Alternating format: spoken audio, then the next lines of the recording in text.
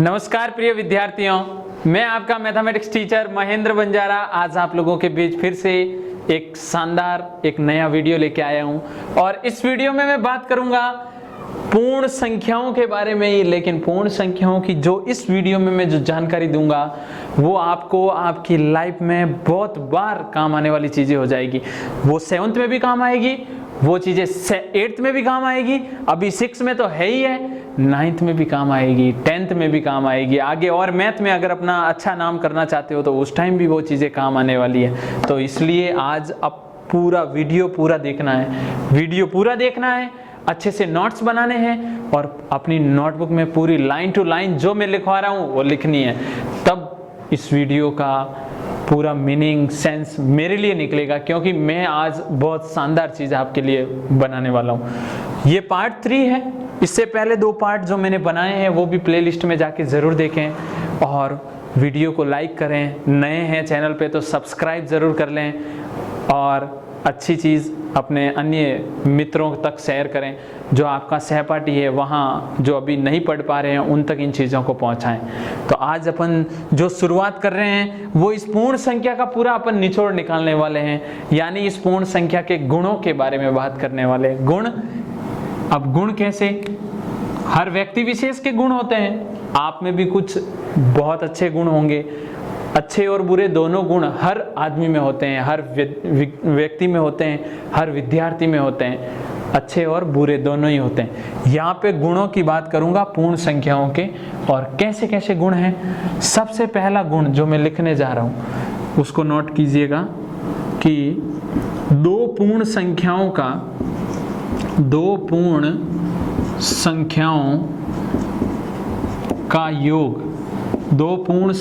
का योग सदैव पूर्ण संख्या ही होता है। सदैव पूर्ण संख्या ही होता है। ये बहुत इंपॉर्टेंट चीज लिखी है मैंने आप लोगों के लिए कि दो पूर्ण संख्याओं को अगर जोड़ दिया जाए, दो पूर्ण संख्याओं को जोड़ दिया जाए तो उनका योग क्या होगा? पूर्ण ही होगा। उनका योग क्या होगा? पूर्ण संख्या ही होगा। जैसे एग्जाम्पल देखें, एग्जाम्पल को अच्छे से समझ लें और पूरा कॉन्सेप्ट क्लियर कर लें। जैसे 5 + 8, क्या 5 और 8 दोनों पूर्ण संख्या हैं? एक बार ये भी चीज लिख देते हैं, पूर्ण संख्या 0, 1, 2, 3, 4, 5, 6 ऐसे करते करते अनंत तक। ये क्या है? पूर्ण संख्या की डेफिनेशन। रटने की जरूरत नहीं है, समझना है। अगर ये 1 से शुरू हो तो वो प्राकृत संख्या है। अभी मैं कह रहा हूं 5 और 8 क्या है? 5 भी पूर्ण है, 8 भी पूर्ण है, दोनों को जोड़ना। तो 5 और 8 कितना होता है? 5 और 8 13 होता है। आप सिंपल वे में बता दोगे। 8 फिर 9 10 11 12 और 13, 5 ही तो जोड़ना है। 13 एक पूर्ण संख्या है। 13 एक क्या है? पूर्ण संख्या है। आराम से आप कह सकते हो ये चीज, ठीक है। उसके बाद 0 में 10 जोड़िए। 0 भी पूर्ण है, 10 भी पूर्ण है। 0 और 10 कितने होते हैं? 10। क्या 10 एक पूर्ण संख्या है? हाँ सर, 10 भी एक पूर्ण संख्या है। और आप ये भी चीज आराम से कह सकते हो, मेरे तक बातों को पहुंचा सकते हो कमेंट बॉक्स में कमेंट करके। अब मैं जो आपको कहना जा रहा हूं, अब जो कहने जा रहा हूं उसे समझिएगा कि ये वाला जो नियम है ये क्या है। इस नोट को गौर कीजिएगा। ये पूर्ण संख्या के योग का संवर्त गुण कहलाता है। संवर्त गुण कहलाता है। यही चीज तो मैं दिमाग में आपके फिक्स करना चाह रहा हूं कि ये क्या है? ये है पूर्ण संख्याओं का संवर्त गुण। कौन सा गुण है?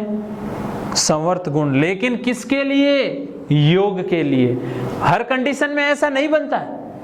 योग के लिए अगर 2 संख्याओं का योग करूं, कौन सी? पूर्ण संख्याओं का, और योग में रिजल्ट पूर्ण संख्या आती है तो इसको मैं क्या कहूंगा? ये पूर्ण संख्या के योग का संवर्त गुण कहलाता है। कॉपी में अच्छे से नोट बना के लिखें इस चीज को।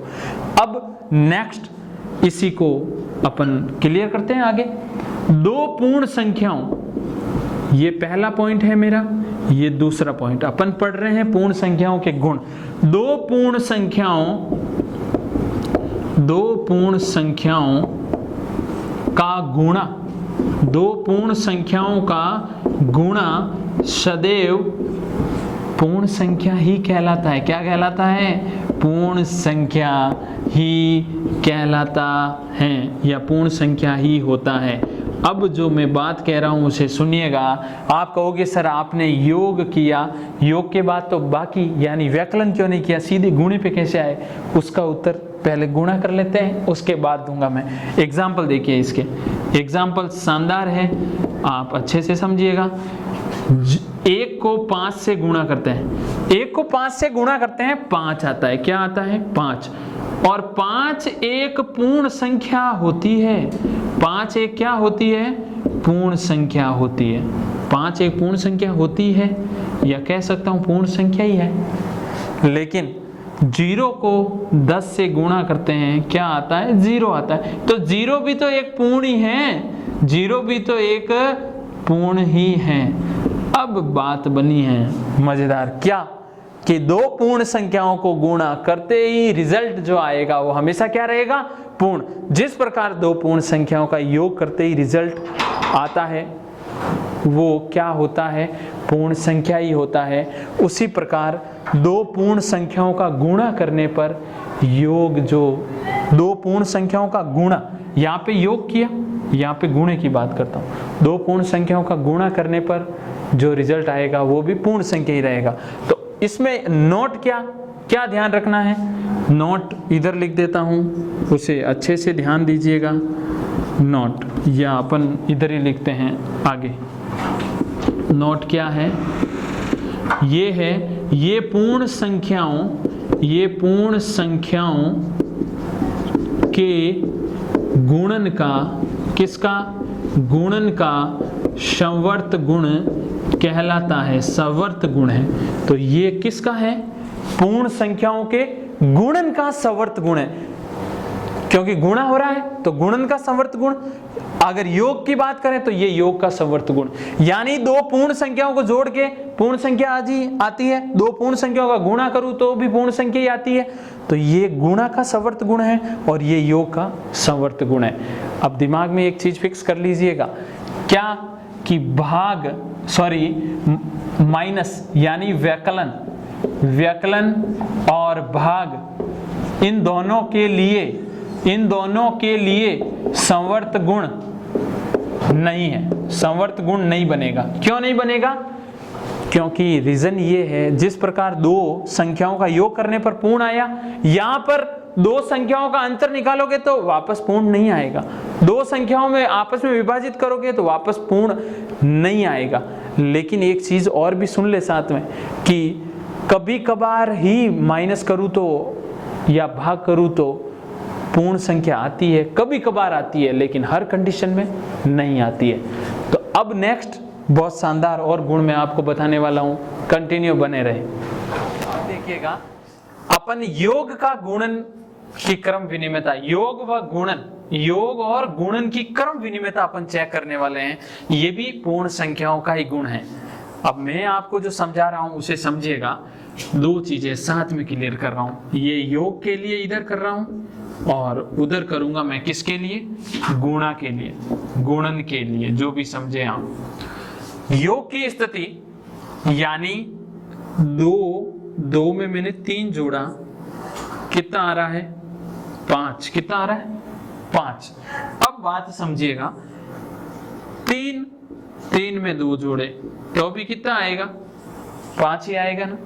बात को अच्छे से समझना, 2 में 3 जोड़ू तो भी 5 आता है, और अगर 3 में 2 जोड़ दूं तो भी 5 आता है। अपन क्या पढ़ रहे हैं? क्रम विनिमयता। क्रम विनिमयता का मतलब ये 2 है, ये 3 है, इन दोनों को जोड़ा 5, इसको इधर इसको उधर ले जाता हूं तो भी 5 ही आ रहा है। 2 + 3 5 या 3 + 2 5, यानी a + b या चाहे b + a, ये जो दोनों चीजें हैं, ये दोनों चीजें क्या है? समान है। क्या है? समान है। इसे कहते हैं योग की क्रम विनिमयता। इसे क्या कहते हैं? योग की क्रम विनिमयता। मैं पूरा लिखूंगा, डरने की जरूरत नहीं है। यहाँ पे वापस लिख रहा हूं, a प्लस बी करूं चाहे b प्लस a करूं, यानी 2 प्लस 3 लिखो चाहे 3 प्लस 2 लिखो, उत्तर एक ही आएगा। समझ गए? योग की क्रम विनिमयता क्लियर हो गई। अब बात करेंगे गुणन की क्रम विनिमयता। गुणन की क्रम विनिमयता।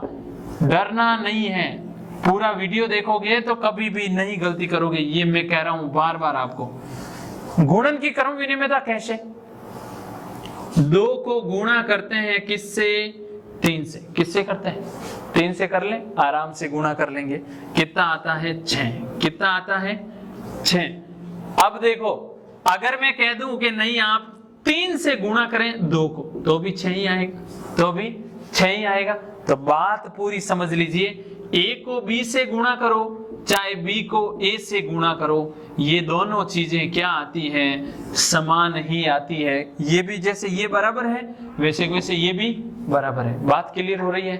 तो वीडियो को लाइक जरूर करें, अच्छे से चीजें क्लियर हो रही है तो, और अपने जो सहपाठी है उन तक इन्हें पहुंचाएं, क्योंकि ये वो भी अच्छे से क्लियर कर ले। गुणा करूं तो भी बराबर, योग करूं तो भी बराबर, यानी ये योग का क्रम विनिमयता नियम है, ये गुणन का क्रम विनिमयता नियम है। इधर लिख देता हूं, a इंटू बी करूं या b इंटू a करूं, एक ही बात है ना। जैसे 2 इंटू 3 6 या 3 इंटू 2 6, दोनों बातें क्लियर ही है, डरने की जरूरत नहीं है। तो योग और गुणन के लिए क्रम विनिमयता काम करती है। और यहां जितनी भी संख्याएं ले रहा हूं, कौन सी? पूर्ण संख्याएं ले रहा हूं। ऐसे कैसे? अब आपको ध्यान क्या रखना है, ये चीजें आपके 7th 8th 9th 10th सब में काम आने वाली है। व्याकलन, व्याकलन मतलब माइनस, व भाग, भाग का मतलब चिन्ह कैसा होता है? ये यही होता है। व्याकलन व भाग के लिए क्रम विनिमयता, क्रम विनिमयता लागू नहीं होती है। क्रम विनिमयता लागू नहीं होती है। इसे अच्छे से ध्यान रखना है। इससे पहले जो पढ़ा उसमें भी व्याकलन और भाग के लिए समवर्त गुण लागू नहीं होता है, इसमें भी व्याकलन और भाग के लिए क्रम विनिमयता लागू नहीं होती है। केवल किसके लिए? योग और गुणन। ये 2 चीजें अच्छे से दिमाग में फिक्स कर लें। अब बार बार बोल रहा हूं, इन्हें आप अच्छे से अपनी नोटबुक में नोट करें, क्योंकि नोट करोगे तो आगे काम आने वाली चीजें हैं। अब और अच्छे गुण अपन पूर्ण संख्याओं के देखते हैं। तो अब एक और शानदार चीज अपन देख रहे हैं, पूर्ण संख्याओं का गुण। उसमें मैं बताने जा रहा हूं योग और गुणन की सहचारिता। देखो, ये चीजें आपके बहुत काम आने वाली चीजें हैं, इसलिए बार बार कह रहा हूं कि अच्छे से इन्हें अपनी नोटबुक में लिखें और अच्छे नोट्स बनाएं। अब सहचारिता गुणधर्म सबसे पहले योग के लिए, किसके लिए? योग के लिए, और फिर किसके लिए? गुणा। इन दोनों के लिए अपन चेक कर लेते हैं। देखिएगा, 2 प्लस 3, 2 प्लस 3 प्लस 4, 2 में 3 जोड़ा है मैंने और फिर उसमें 4 जोड़ा है। इसे समझिएगा, 2 प्लस 3 कितना होता है? आप कहोगे सर 5 होता है। 2 प्लस 3 कितना होता है? 5। 5 में 4 जोड़ूंगा तो आप कहोगे सर ये तो 9 हो जाएगा। होगा या नहीं होगा? बिल्कुल हो जाएगा। अब इस चीज को मैं चेंज करने जा रहा हूं, 2 को बाहर रख रहा हूं और 3 और 4 कोष्टक में बंद कर रहा हूं। यानी मैंने यहाँ कोष्टक वाली चीजों को पहले जोड़ा और फिर इस 4 को जोड़ा। अब की बार यहाँ इन दोनों चीजों को पहले जोड़ूंगा, फिर 2 को जोड़ूंगा, तो 2 बाहर पड़ा है, 4 और 3 कितना? 7, और रिजल्ट में फिर भी क्या आ रहा है? 9 ही आ रहा है। तो जो चीज समझाना चाह रहा हूं वो समझिए, a plus B, a plus B plus C, या फिर मैं इसे ऐसे लिख दूं, a को बाहर रखूं, पहले a प्लस बी को कोष्टक में लिया और c को बाहर रखा, अब की बार a को बाहर रख रहा हूं और इन b और c दोनों को कोष्टक में बंद कर रहा हूं। ठीक है, ये वाली चीज और ये वाली चीज दोनों ही कंडीशन में जो रिजल्ट आएगा वो क्या आएगा? इक्वल, बराबर आएगा या नहीं आएगा?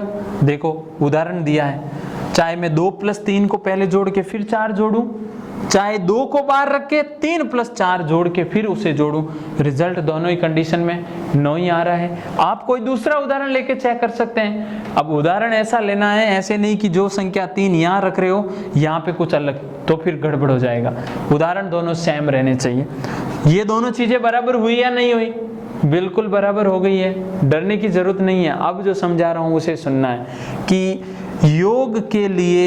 योग के लिए सहचारिता का गुणधर्म बन चुका है। योग के लिए सहचारिता काम करती है या नहीं करती है? बिल्कुल। नियम क्या है? नियम यहां लिख रहा हूं, a + b + c बराबर a को बाहर रखें और b + c जोड़ दें। यानी पहले a + b में c जोड़ूं या फिर a बाहर रख के b + c जोड़ूं, बात एक ही है। उदाहरण ले लेते हैं साथ में ताकि पूरा कॉन्सेप्ट क्लियर हो जाए। 2 + 3 + 4, 2 बार और 3 + 4 कोष्टक में। तो यहां से क्या चीज क्लियर हो रही है कि 2 + 3 5 और 4 9 आएगा, 2 बार 3 और 4 7 और 2 9 आएगा। दोनों ही कंडीशन में रिजल्ट क्या आ रहा है? सेम। ये चीज आपके लिए बहुत इंपॉर्टेंट है। तो इसे अगर कहीं ऐसा मिल जावे, आपको ऐसी चीज मिल जावे तो आप क्या कहोगे? ये योग के लिए क्या है? सहचारिता का गुणधर्म है। कर्म विनिमयता मैंने बता दी है, आपको संवर्त गुण बता दिए, ये सहचारिता का गुण है। गुणा के लिए सहचारिता देखते हैं। गुणा के लिए सहचारिता आराम से चेक करेंगे, डरने की जरूरत नहीं है। गुणा के लिए सहचारिता कैसे होगी कि अगर मैं कहूं a × b × c, सॉरी पहले एग्जाम्पल लेते हैं। 2 × 3 × 4, 2 को पहले 3 से गुणा किया, फिर मैंने 4 से गुणा किया। पहले कोष्टक वाली चीजें सॉल्व होती हैं, हमेशा ध्यान रखना। ये चीज आपके माइंड में फिक्स हो जानी चाहिए। अभी आपको केवल इतना ही ध्यान रखना है क्योंकि आपका क्लास 6 का स्टैंडर्ड है। बाकी वी बोडोमास नियम के अकॉर्डिंग कोष्टक, भाग, गुणा, जोड़, बाकी और वर्टेक्स बार ये सारे सॉल्व होते हैं। यहाँ पर कोष्टक लगा हुआ मिले, पहले कोष्टक वाली चीजों को सॉल्व कर लें। तो यहाँ पे कोष्टक है, 2 × 3 कितना होता है? 2 × 3 6 होता है। 2 × 3 कितना होता है? 6 होता है। और इंटू करूंगा किससे? 4 से। किससे करूंगा? 4 से कर लें इसको इंटू। तो 4 से जब इंटू करूंगा, पहले तो कोष्टक वाली चीज सॉल्व की, फिर बाहर वाली चीजों को गुणा करूंगा। 6 चौक 24 हो गया। कितना हो गया? 24। अब मैं इसे ऐसे लिखने जा रहा हूं, 2 को बाहर इंटू 3 और 4 का गुणा लिखने जा रहा हूं। तो 2 को बाहर रखें, 3 × 4 कितना होता है? 12। फिर भी रिजल्ट तो वही आ रहा है ना, रिजल्ट दोनों कंडीशन में सेम ही आ रहा है। तो करना क्या है? a × b कोष्टक बंद, बाहर c, या फिर a बाहर और b × c अंदर हो। तो ये दोनों स्थितियां क्या बताती है? ये दोनों स्थितियां ये बताती है कि गुणे के लिए भी सहचारिता का गुणधर्म काम कर गया, क्योंकि बराबर हो गई ना। तो देखें यहां पर अपन ऊपर कर रहे हैं इसे, तो देखें गुणा के लिए सहचारिता का गुणधर्म क्या बनेगा, वो इधर लिख रहा हूं, a × b × c बराबर a × b × c। उदाहरण ले लेते हैं, 2 × 3 × 4 या 2 बार और 3 × 4 अंदर। करना क्या है? एग्जाम्पल बन गया। इसका रिजल्ट भी 24 ही आ रहा है, इसका रिजल्ट भी 24 ही आ रहा है। तो सीधी सी बात ये हो गई कि ये वाला नियम किसके लिए था? योग के लिए। ये वाला नियम गुणा के लिए। यानी योग और गुणन दोनों के लिए सहचारिता काम करती है। योग के लिए और गुणा के लिए क्या काम करती है? सहचारिता दोनों ही कंडीशन में काम करती है। तो एक बड़ा सा अच्छा नोट कॉपी में फिर से लिखें। नोट यहाँ पे लिख रहा हूं मैं, क्या है कि व्यकलन व भाग यानी डिवाइड, इनके लिए सहचारिता गुणधर्म कार्य नहीं करता है, सहचारिता कार्य नहीं करती है। बात समझ में आ गई होगी आप लोगों को। यानी तीनों ही कंडीशन में, संवर्त, क्रम विनिमयता और सहचारिता, व्यकलन और भाग कहीं पे भी उपयोगी सिद्ध नहीं हुआ इन गुणधर्मों के लिए। अपन साथ में ही इसके साथ और भी कुछ एक नियम वो भी क्लियर कर लेते हैं। तो नेक्स्ट देखते हैं। अब देखिएगा एक और शानदार चीज, योग पर गुणन का वितरण गुण।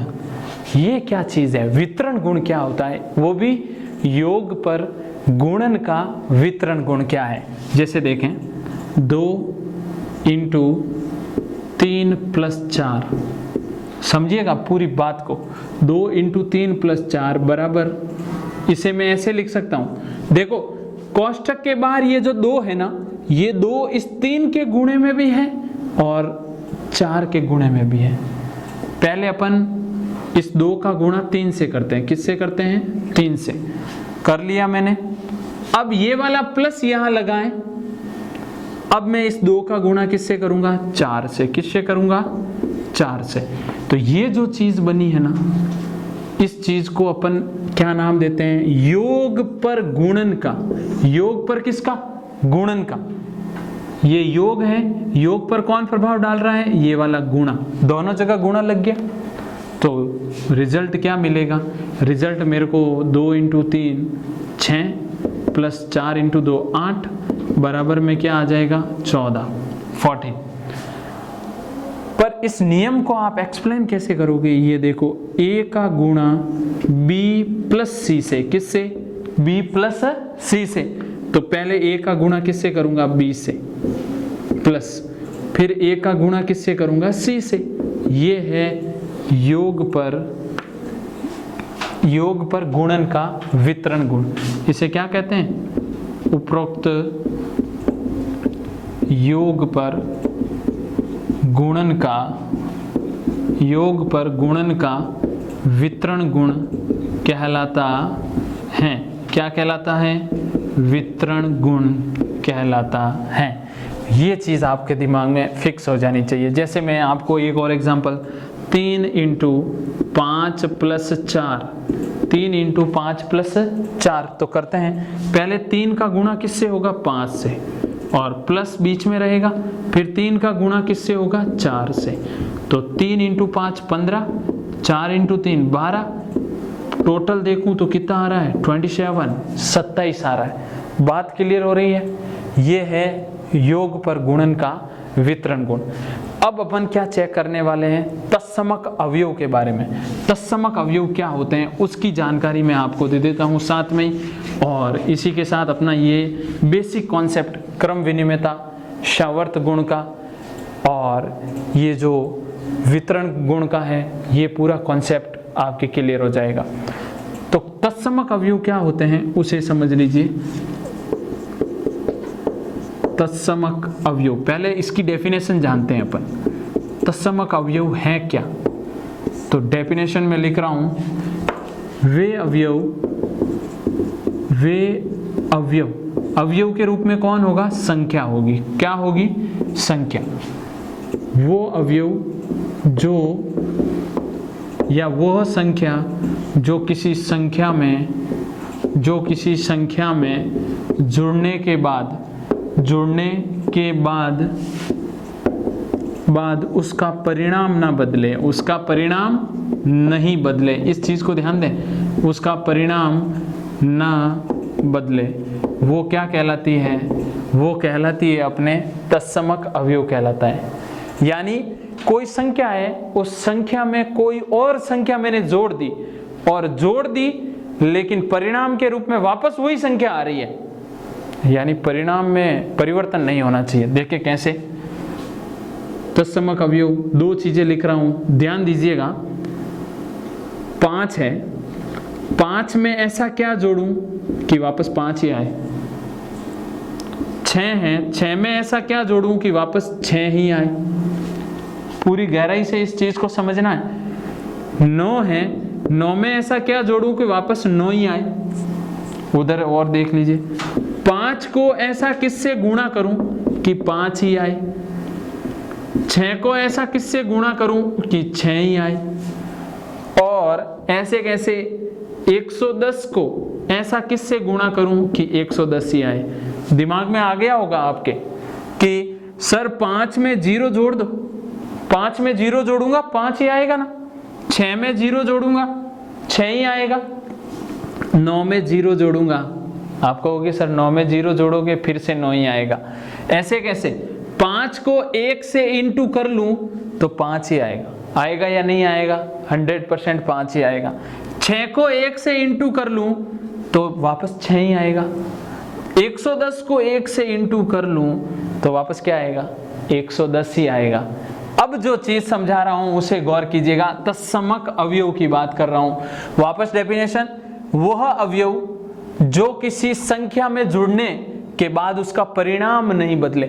संख्या में जुड़ रहे हैं लेकिन जुड़ने के बावजूद परिणाम नहीं बदला है। संख्या में जुड़ा, परिणाम वही, जुड़े या फिर गुणा हो, गुणा होने के बाद में भी परिणाम नहीं बदला है। तो यहां पर क्या चीज है? ये जो 0 है, इस 0 को कहा जाता है योज्य तत्समक। क्या कहा जाता है? योज्य तत्समक। यानी 0 अगर किसी संख्या में जोड़ दूं तो वापस वही संख्या मेरे को परिणाम के रूप में मिलेगी। इसलिए मैं कहूंगा 0 है जो योज्य तत्समक है। और ये 1 क्या है? ये 1 है गुणात्मक तत्समक। क्या है? गुणात्मक तत्समक। क्या है? गुणात्मक तत्समक। बात क्लियर हुई? ये तो है योज्य तत्समक और वो है आपका गुणात्मक तत्समक। यानी वह चीज जो, तो आपके योज्य तत्समक और गुणात्मक तत्समक का टॉपिक क्लियर हो गया होगा कि 0 को किसी में ऐड कर दूं ना तो परिणाम कभी नहीं बदलेगा। 1 को किसी से भी गुणा कर दूं तो परिणाम कभी नहीं बदलेगा। तो आपको ये चीजें मुझे पता है 100% क्लियर हो गई होगी। जैसे एक एग्जांपल ले लेता हूं साथ में ही। एग्जांपल आपको पूछ लिया जाए 32 का योज्य तत्समक कौन है? तो 0 है, सीधी सी बात है, क्योंकि रिजल्ट वापस 32 ही चाहिए। जैसे मैं यहां पूछूं 32 का गुणात्मक तत्समक कौन है? तो आप कहोगे सर गुणात्मक तत्समक 1 ही तो है, परिणाम वापस क्या चाहिए? वही तो परिणाम चाहिए जो अपन को दिया हुआ हो। तो परिणाम नहीं बदले वो है तत्समक अवयव, जिसके कारण नहीं बदले वो है तत्समक अवयव। इस चीज को ध्यान रखिएगा। वो संख्या नहीं, जिसके कारण परिणाम नहीं बदल रहा है वो तत्समक अवयव है। यहां 0 के कारण नहीं बदला, यहां 1 के कारण नहीं बदला। ये योग की स्थिति, ये गुणे की स्थिति, ये योग का योज्य तत्समक, ये गुणात्मक तत्समक। तो आपको अच्छे से पूरे वीडियो सीरीज देखनी है। ये इसी के साथ आपका पार्ट 3 वाला वीडियो कंप्लीट होता है। और नेक्स्ट वीडियो में मैं बात करूंगा प्रश्नावली 2.2 और उसका संपूर्ण सॉल्यूशन करवाऊंगा मैं। तब तक आप इसी प्रकार पढ़ते रहें और अपने अच्छे नोट्स बनाते रहें और कंटिन्यू हमारे साथ बने रहें। चैनल पे प्लेलिस्ट में जाके वीडियो जरूर देखें, बार बार रिपीट कर रहा हूं, और नोट्स जरूर बनाएं। मिलते हैं नेक्स्ट वीडियो में। धन्यवाद।